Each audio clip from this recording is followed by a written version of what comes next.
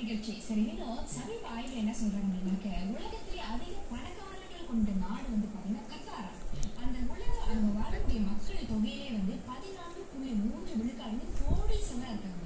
இந்த மாதிரி கோடீஸ்வரர் ஆவது என்பது ஒரு கனவா இருக்கும். சில பேருக்கு பாத்தீங்க அப்படின்னா விரிவுரையாளர் அப்படின்றது சின்ன வயசுலயே ஒரு ஆசை இருக்கும் இல்லையா? சில பல்கலைக்கழகங்களையும் சிலது வந்து ஆசிரியர் பயிற்சி கல்லூரியில் வந்து நம்ம விரிவுரையாளராக ஆக வேண்டும் அப்படின்னு சில நேரங்களில் சில மாணவர்கள் வந்து நினைக்கலாம். இந்த மாதிரியான விஷயங்களை வந்து நம்ம கற்றுக் கொள்ள வேண்டும், இந்த துறைக்கு படிக்க வேண்டும், இந்த துறையின் அனுபவங்களை எங்களிடம் பகிர்ந்து கொள்ளுங்கள். பல்கலைக்கழக இந்திய ஆய்வியல் துறை தலைவர் குமரன் வந்திருக்கின்றார். அவரை சந்தித்து நாம் பல சுவாரஸ்யமான விஷயங்களை நாம் கேட்டு அறிந்துள்ளோம். வணக்கம் டாக்டர், சௌக்கியமா இருக்கீங்களா? சுகமா. சரி, இப்போ வந்து நம்ம மலாயா பல்கலைக்கழக இந்திய ஆய்வியல் துறையின் தலைவர் நீங்க. நீங்க உங்களுடைய பிறப்பிடம் எங்கே, எந்த உங்களுடைய கல்வி ஆரம்ப கல்வி நீங்க தொடர்ந்தீங்க, இந்த அந்த பயணம் இதுவரைக்கும் ஒரு முனைவர் ஆய்வியல் துறையின் தலைவராக வந்து அமர்ந்திருக்கீங்க, அந்த பயணத்தை பற்றி எங்களுக்கு சரியா? சரி, என்னுடைய பிறப்பு என்பது சுனை புத்தார் தோட்டம். அது ஏறக்குறைய கிடாமாநிலத்தில் உள்ள சுமப்புட்டாணி பட்டணத்திலிருந்து ஒரு 5-6 கிலோமீட்டருக்கு அடுத்து இருக்கக்கூடிய பீடோ என்ற ஒரு சிறிய பட்டணம்.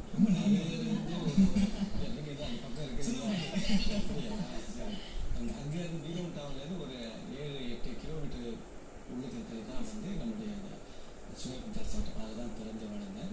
அதெல்லாம் கல்வி கற்றோட தமிழ் பள்ளி கூடமே அங்கே தான் தொடக்க கல்வி. அதற்கு பிறகு எஸ்ஆர்பி வரைக்கும் பீடோங் பள்ளியில் படித்தேன். எஸ்பிஎம் வந்து சுனைப்புட்டாணி கைஜோரி பள்ளியில் படித்தேன். அதுக்கப்புறம் ஃபார்ம் 6 வந்து புக்கிட் மத்தாஜாம் அடாபி பள்ளியில் படித்தேன், தனியார் பள்ளியில். அதுக்கப்புறம் தான் பல்கலைக்கழக வாய்ப்பு கிடைத்த பல்கலைக்கழகம் வந்தேன். ஏறக்குறைய அப்போ நான் படிக்கிற காலத்தில் வந்து 60கள் 70கள்லாம் வந்து வாய்ப்புகள் மிக குறைவு. சைக்கிளில் தான் போகணும். அங்கேருந்து ஏறக்குறைய ஒரு 7-8 கிலோமீட்டர் தோட்டத்திலேருந்து பீடோங் டவுனுக்கு இடைநிலை பள்ளிக்கு பைஸ்கலில் தான் வந்துட்டு போகும். ஸோ இதுதான் எங்களுடைய தோட்டம் வந்து ரப்பர் தோட்டம், முழுக்க ரப்பர். பெரும்பாலும் தமிழர்கள் இருக்கிறாங்க, அதில் மலாய்க்காரர்களும் சிலர் இருக்கிறாங்க. மிக அற்புதமான மகிழ்ச்சியான ஒரு தோட்டம். சிரமப்பட்டு படிச்சு வந்திருக்கேன் அப்படின்னு சொல்றீங்க. இந்த விரிவுரையாளர் அப்படின்னு சொல்லும் போது இந்த துறை வந்து தேர்ந்தெடுக்கணும் அப்படின்னு ஒரு சில பேருக்கு ஆசை இருக்கும். பல பேருக்கு வந்து இது வேண்டாம், அந்த துறை படிச்சு கொடுக்கணும், பேராசிரியர் இருக்கணும் அப்படின்னு நினைப்பாங்க. ஆக இந்த விரிவுரையாளர்னு சொல்லும் போது இதன் சிறப்பு என்ன, இந்த துறையின் சிறப்பு என்ன? விரிவுரையாளர் என்பது அது ஒரு தனி சிறப்பு வாய்ந்தது என்றால் எல்லாமே ஆசைப்படலாம். ஆனால் வரதுக்கு சில தகுதிகள் இருக்கு இல்லையா? அதனால இப்போ எனக்கு தகுதி இருக்குன்னு சொல்ல வரல, வாய்ப்பு கிடைத்தது நான் பயன்படுத்தி கொண்டு அவ்வளோதான். அதனால அதற்கு சில தன்மைகள் அவங்களை வளர்த்துக்கொள்ள வேண்டும். தொடக்கத்தில் எல்லாமே வந்து விரிவுரையாளர் என்பது தொடக்கத்திலே ஆரம்ப பள்ளியிலே விரிவுரையாளர் ஆக போகின்றேன் என்ற எண்ணத்தில் யாரும் படிக்க மாட்டாங்க. அவங்களுடைய படிப்பே வந்து மலேசிய கல்வி முறைப்படி படிப்பே வந்து அந்த பரீட்சைக்கு எழுதுதான். பரீட்சை கடந்து வரும்போது அவங்க பல்கலைக்கழகம் முதல்ல நுழைய வேண்டும். அதுக்கு உள்ள தகுதிகள் அவங்களுக்கு வேணும். பல்கலைக்கழகம் குறிப்பாக எந்த துறையில் ஒரு விரிவுரையாளர் ஆக வேண்டும் என்ற எண்ணம் மனதில் உள்வாங்குகிறார்களோ அந்த துறையில் தங்களை வலுப்படுத்திக்க வேண்டும். அது ரொம்ப முக்கியம். அப்போ அதுக்கான மதிப்பெண்கள், கூடுதல் மதிப்பெண்களாக பெறுவதற்கான முயற்சிகள் வேண்டும். எல்லா முயற்சி இருந்தால் கூட நம்ம விண்ணப்பம் செய்யக்கூடிய இடத்துல இடம் காலி இருக்கான்னு அடித்த சிக்கல் வருது. அப்படியே காலி இருந்தாலும் அது நேர்முக பேட்டி ஒன்று இருக்கு, அதுலேயும் வந்து நம்ம சரியாக செய்யணும். அதுக்கப்புறம் நமக்கு அந்த வாய்ப்புகள் வழங்கப்படும். அதற்கு முன்பாக நம்ம தகுதிப்பாடு என்று சொல்லும்போது சில தகுதிப்பாடு, ஏன்னா இது நேரடியாக விரிவுரையாளர் என்பது நேரடியாக மாணவர்கள் சம்பந்தப்பட்ட ஒரு செயல்பாடு. ஆனால் ஆசிரியர்களுக்கும் விரிவுரையாளருக்கும் என்ன வித்தியாசம் என்றால், ஒன்று மாணவர்கள் சம்பந்தப்பட்டது, இன்னொன்று அதை விட தங்களை தாங்களே வளர்த்துக்கொள்ள வேண்டும். அவர்களுக்கு ஆய்வு நிலையிலே மேம்பட்டவர்களாக இருக்க வேண்டும். பிறகு வெளியீடுகள் செய்ய வேண்டும். அவருடைய ஆய்வு கட்டுரையோ புத்தகங்களோ இதெல்லாம் பண்ண வேண்டும். அதற்கு பிறகு எப்பொழுதுமே வந்து சிந்தனை, தெளிவான சிந்தனை அவர்களுக்கு இருக்க வேண்டும். ஏன்னா மாணவர்களுக்கு புதிய விஷயங்களை வந்து சொல்லும்போது இவர்கள் முதலில் படித்து வர வேண்டும். அப்போதான் மாணவர்களுக்கு கொடுக்க வேண்டும். ஆக தன்னை வளர்த்துக் கொள்வதற்கு படிநிலைகளை அவர்கள் கடந்து வேண்டும். முக்கியமாக ஆய்வு பணி மிக முக்கியம். அது வந்து அவருடைய வெளிநாடுகளுக்கு சென்று ஆய்வு செய்வது மிக முக்கியமான ஒன்றாக இருக்கின்றது. அதற்குடன் ஆய்வுகளை வெளிப்படுத்தும். ஆய்வு என்பது எந்த வகையான ஆய்வு செய்யலாம், ஆனால் அவங்க துறை சார்ந்து ஆய்வுகள் செய்தார்கள் என்றால் மிகவும் சிறப்பாக இருக்கும். நீங்க இந்த விளக்கம் அளிக்கும் பொழுது தகுதி வேண்டும் அப்படின்னு சொன்னீங்க இல்லையா? எனக்கு தகுதி இருக்கா அப்படின்னு சொல்லுவோம். நீங்க தகுதி இருந்தனால்தான் நீங்க ஒரு விரிவுரையாளராக இருக்கின்றீங்க. வாழ்த்துக்கள் கூட. சரி, இப்பொழுது இந்த விரிவுரையாளராக நீங்க ஆகும் முன்பு நீங்க வந்து எந்த தொழிலில் நீங்க ஈடுபட்டு கொண்டிருந்தீர்கள்? அது வந்து ஆசிரியர்களாக இருந்திருக்கலாம். உங்களுடைய அன்றாட பணி இப்பொழுது எப்படி இருக்கின்றது? சரி, விரிவுரை ஆகுவதற்கு முன்பாக முதல்ல வந்து அவங்க இப்போ முன்பெல்லாம் வந்து மாஸ்டர்ஸ் இருந்தால் முதுகலை பட்டம் இருந்தாலே போதும்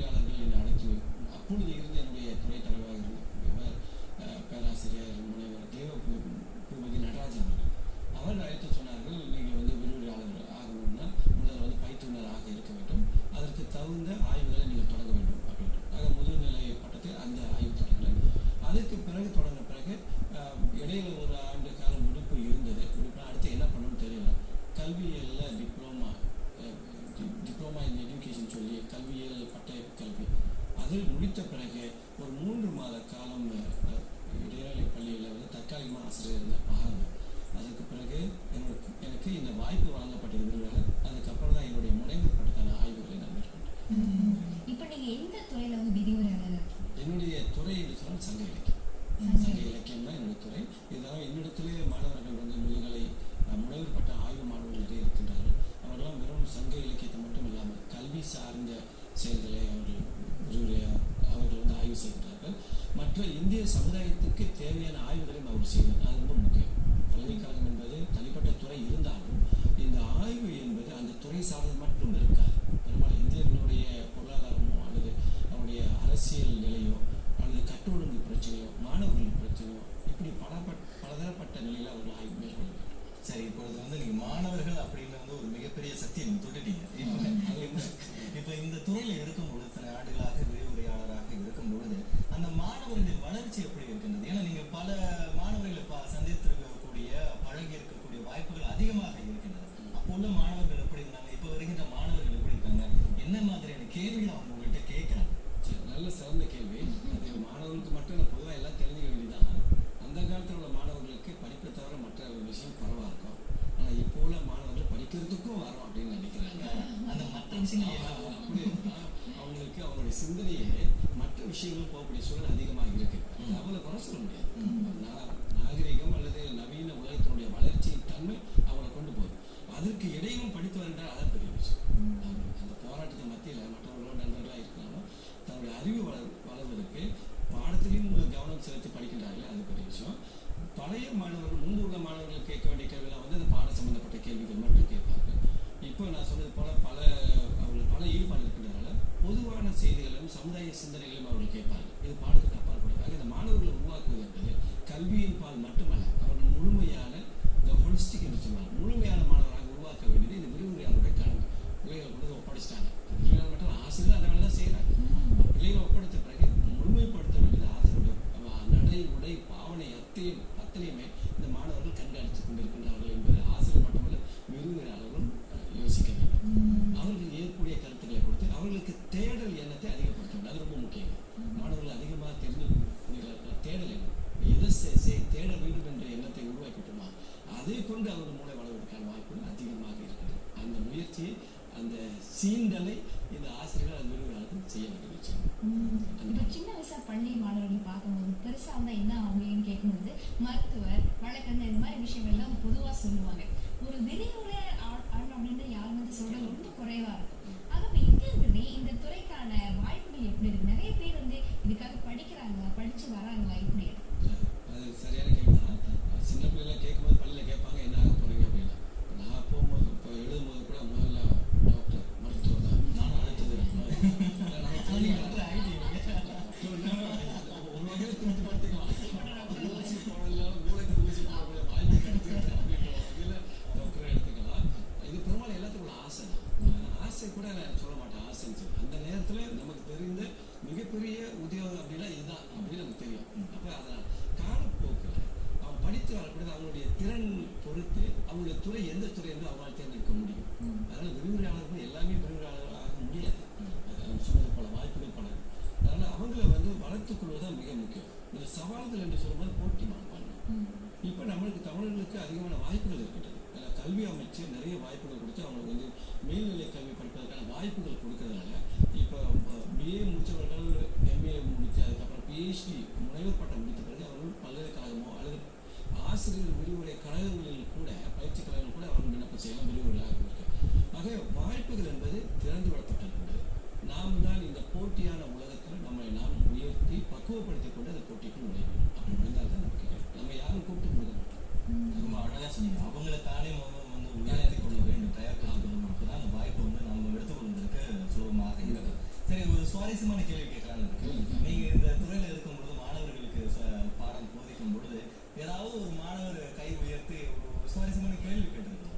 சங்க இலக்கியம் நீங்க வந்து தமிழ் மொழி நீங்க சொல்லிக் கொடுத்துருக்கீங்க. மொழி அப்படின்னு சொல்லும் பொழுது ஒரு சுவாரஸ்யமான, அது தமிழ் மொழியை சொல்லும் பொழுது ஒரு சுவாரஸ்யமான மொழி, ஒரு சுவாரஸ்யமான கேள்வி கேட்டிருக்கலாம். அவங்களை வந்து சிந்திக்க வைத்திருக்கலாம் அல்லது அந்த சூழலை மாற்றி இருக்கலாம். அந்த மாதிரியான ஒரு அனுபவத்தை அது நிறைய இருக்குங்க. இப்போ உள்ள மாணவர்கள் ரொம்ப குறும்பான ஏன்னா அதுவும் விரிவுரையாளரை பொறுத்து தான் அவங்க செயல்படுவாங்க. விரிவுரையாளர்கள் வந்து ரொம்ப கடுமையான எல்லாம் இருந்தா சில நேரத்தில் விரிவுரை செய்தாலும் ஊசி போட்டா கூட சத்தம் கேட்கணும். அந்த அளவுக்கு இருக்கும். அவன் கையில ஒரு தாளை பிடிக்கிட்டு அதுக்கப்புறம் வேறு பதமே ஏதாவது இருக்கும். அந்த நிலையும் நம்ம கேள்விப்பட்டிருக்கோம் நிறைய இடங்கள்ல. இந்தியாவில் இருக்கும்போது தமிழ்நாட்டில் அதெல்லாம் நிறைய கேள்விப்பட்டிருக்கோம். ஆனா இந்த மாணவர்கள் வந்து பல்கலைக்கழக மாணவர்கள் பக்குவப்பட்ட மாணவர்கள். அவர் வந்து மாணவர்கள் என்று கருதாமல் தோழர்களாக கருதுறாங்க, சக தோழர்களாக. அப்பதான் வந்து நம்முடைய வயசு கொஞ்சம் குறைஞ்சிருக்கிற மாதிரி நம்ம வயசான சரி. இந்த மாணவர்கள் அவங்களுடைய வயசு பார்த்தீங்கன்னா ஏற்கனவே 18லேருந்து 20-21 வயசுக்குள்ளார வராங்க. அந்த வயசு தான் வந்து நிறைய ஆட்டம் போடக்கூடிய வயசு. எதையுமே வந்து அனுபவித்து உணர வேண்டும், அதன் மூலமா கிடைக்கக்கூடிய படிப்பினை பெற வேண்டும். என்னுடைய துறை சங்க இலக்கியம் என்று சொல்றேன், பல்கலைக்கழகத்தில் அதான் போதுங்க. அதாவது மாணவர்கள் கேட்பாங்க, இந்த சங்க இலக்கியம் 2500 ஆண்டுகள் 3000 ஆண்டுகளுக்கு முன்பு உள்ள அந்த பாடத்தை தலைவன் தலைவி காதல் இதெல்லாம் சொல்றீங்க, இப்போ உள்ள வாழ்க்கைக்கு ஒத்து வருமா?